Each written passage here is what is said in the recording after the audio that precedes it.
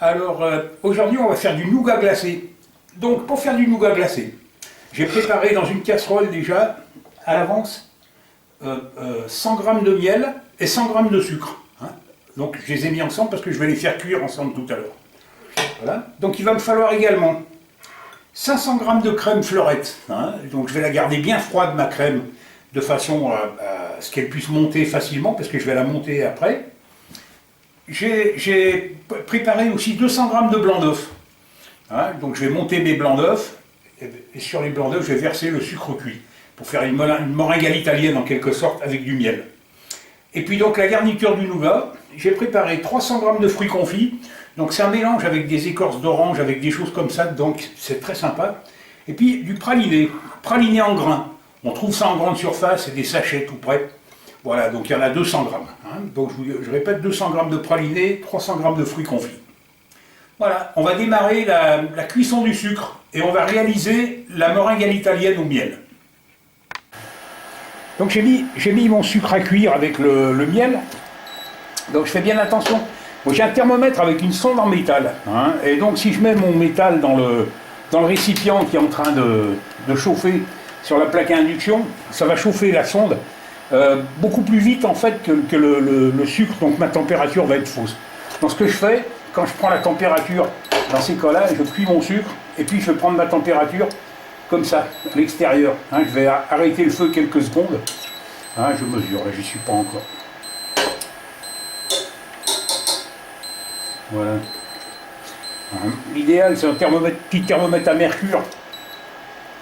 Voilà, parallèlement, ce que je vais faire, j'ai mis mon sucre dans le mélangeur. Je vais démarrer mon mélangeur. Hein.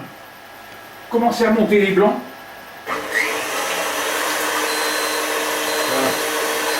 De façon à ce que quand mon sucre est cuit, les blancs sont pratiquement montés et je vais pouvoir les verser dessus. Donc organisez-vous bien, hein, il faut aller assez vite. Voilà, donc je prends la température. Pour l'instant, je suis à 105 degrés, il faut que je monte à 121 degrés. 109, 112, 114 degrés. Voilà, donc il faut que je monte encore un petit peu, jusqu'à 121. Je vais pouvoir mettre mon mélangeur à fond. Voilà. Voilà, la cuisson, ça va assez vite. Hein, monter en température. Voilà, donc il faut que j'arrive à 121 degrés.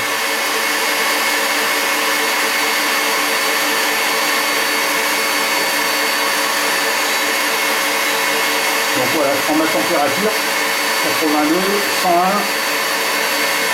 111, 112, 116, 118, 120 degrés,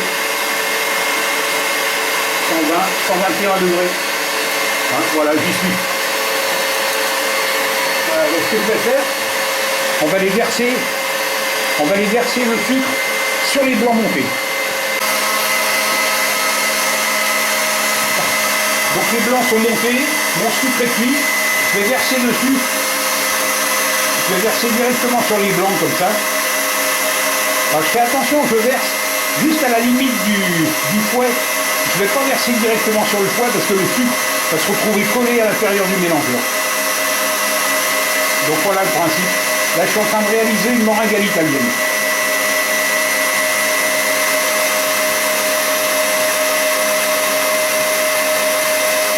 Voilà, j'ai versé tout le sucre. Maintenant, on va laisser tourner le mélangeur jusqu'à ce que le mélange soit refroidi. Là, pour l'instant, il est très chaud. Et donc, j'attends que le mélange soit refroidi pour poursuivre la recette. Voilà, donc la meringue est encore en train de tourner. Hein, c'est tiède. Il faut compter une dizaine de minutes. Hein, voilà. Et donc, il faut que le mélange soit froid. Donc je ne vous l'ai pas dit tout à l'heure, mais si vous avez l'habitude de faire la cuisine, vous savez, vous mettez une pincée de sel pour monter les blancs. Ça évite qu'il y ait des petits grains à l'intérieur des blancs, ça fait des blancs qui sont beaucoup plus lisses et onctueux.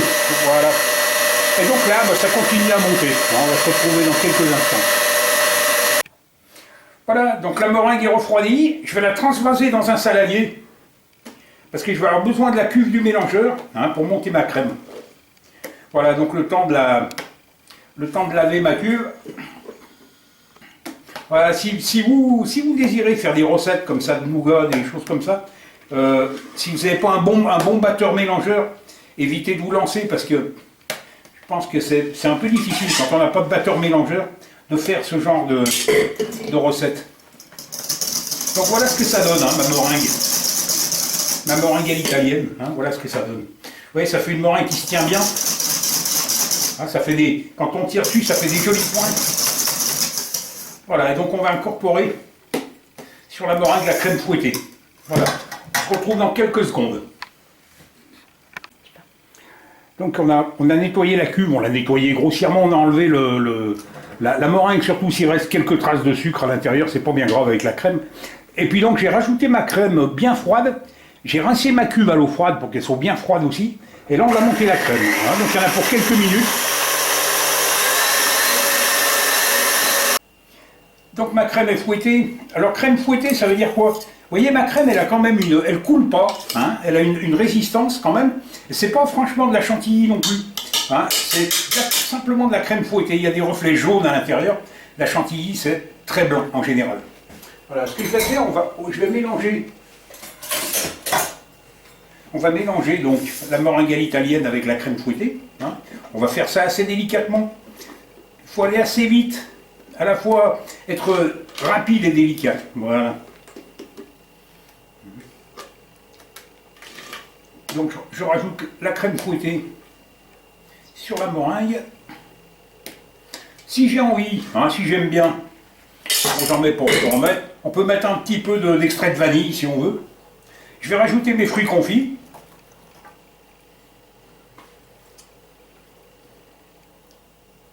Voilà.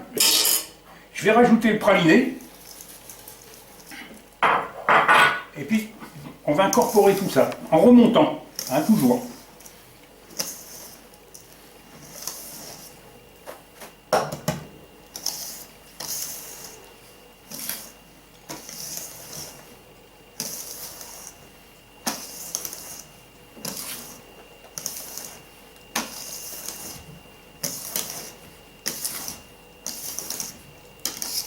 Voilà, l'appareil est prêt.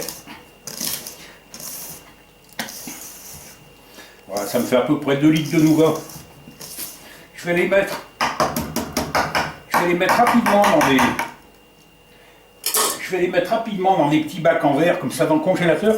Et puis, ensuite, on va les mettre à congeler. Voilà.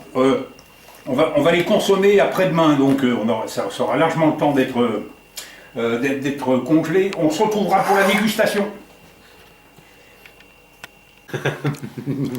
Voilà, donc c'est le 31 décembre.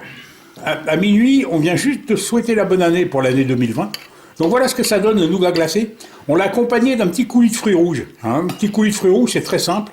Vous prenez 1 kg de fruits rouges surgelés, vous rajoutez 500 g de sucre dedans, un peu de vanille, un bâton ou de l'extrait de vanille, et vous laissez cuire 2 minutes, et votre coulis est prêt. Vous pouvez l'utiliser directement. Voilà, donc c'est ce qu'on a préparé, le coulis de fruits rouges. Voilà, donc c'est notre ami Gilles qui est en train de déguster son coulis de fruits rouges. Il va nous dire ce qu'il en pense.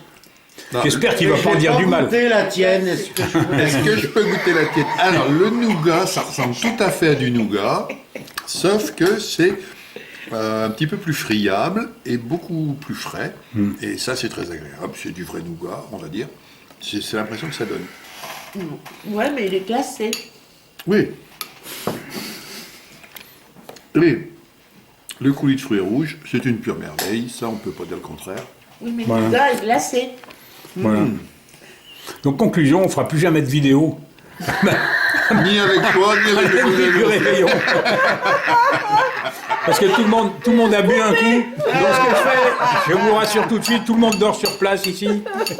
On vous souhaite une bonne année. Ciao. Bonne année, des vins, des vins.